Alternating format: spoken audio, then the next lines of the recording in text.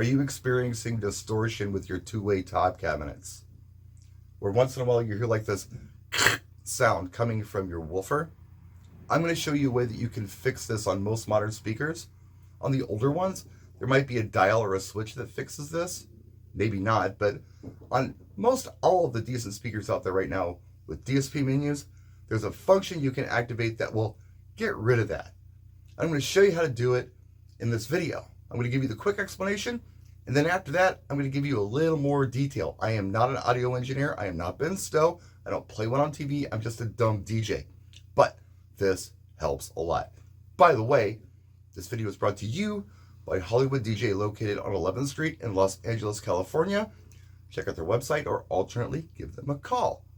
My friend Alan down there will hook you up. A friend of mine the other day needed a set of Wave 8s from Pioneer. Called Alan, totally hooked him up. So there's nothing in it for me, but it's a hookup for you.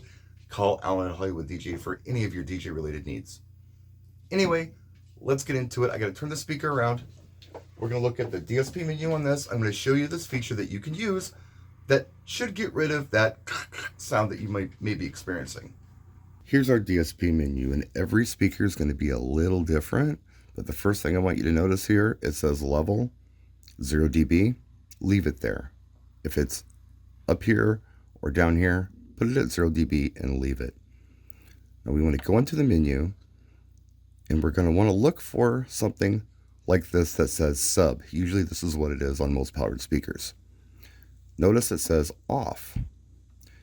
And if we flip through here, you're going to see several models of electro voice subwoofers that you can select. Like, let's see, if you're running this one, you can select that one if you want to, or this one, or that one. But you also have things that say 150 hertz, 120 hertz, 110 hertz, 180 hertz, or something like that, or 80 hertz rather. For my money, 100 hertz, especially on the smaller powered speakers like the 8-inch and the 10-inch, I would definitely suggest 100 hertz. Click on that and leave it. That's going to solve a lot of your distortion problems. Now you may be saying, but Brian, I'm not running a subwoofer. It doesn't matter.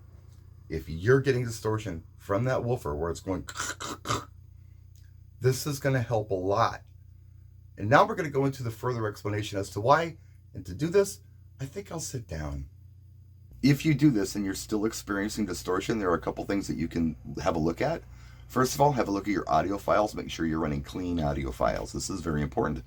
And the other thing is, make sure you're achieving a unity gain structure on your controller or your mixing board and sending nothing hotter than a 0 dB signal to your speakers. I've done several videos on this. I know a lot of people are like, hey, look, if you're not redlining, you're not headlining, where it's like in the red. Look, all you're doing is sending a distorted signal to your speakers at that point. It's not louder, it's just distorted, okay? If you want louder, get bigger speakers. You're not going to achieve louder by throwing those faders all the way up and cranking your gains or your trim all the way up and cranking your main all the way up. You've got to achieve unity gain. I've done several videos on this, and instead of doing it again, I'm going to put a link in the description of this video to explain how to achieve unity gain.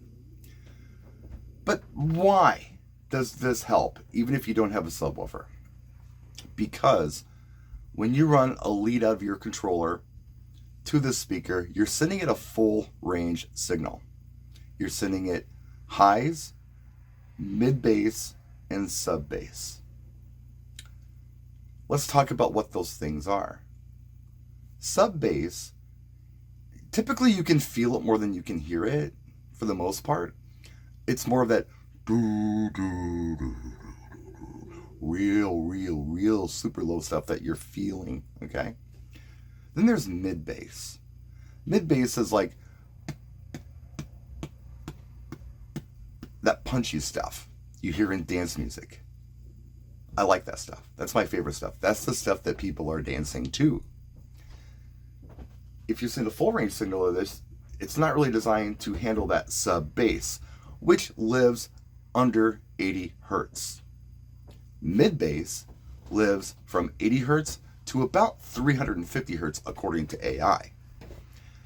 So you don't want to send sub bass to this. It's going to distort. The speaker is not designed to produce sub bass. It's designed to produce mid bass. And if you're running a three-way system where you have top and sub, if you do this doesn't have to worry about trying to reproduce sub bass. It only has to worry about producing the mid bass, and it's going to perform better and sound better. A lot better. Because it's not trying to do too many things. And again, it's not doing the sub bass thing very well at all. So never run that where it's sub off. Always run it where you are crossing it over somewhere. On the bigger tops, try 80 and see how that does for you. But on even 12s, I would highly recommend that you do 100. I think 100 is a good spot. Anything lower than that, you're not going to notice it missing, but you're going to notice when the speaker distorts. That's it. That's my video, and hopefully it helps somebody.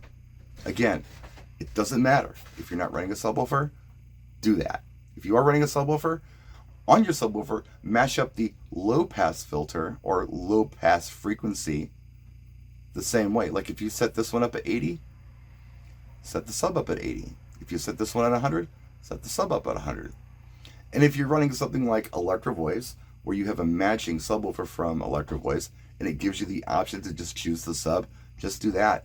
And then on the sub, it should give you the option to choose the top. I hope that made sense. Thanks for watching. We'll see you next time.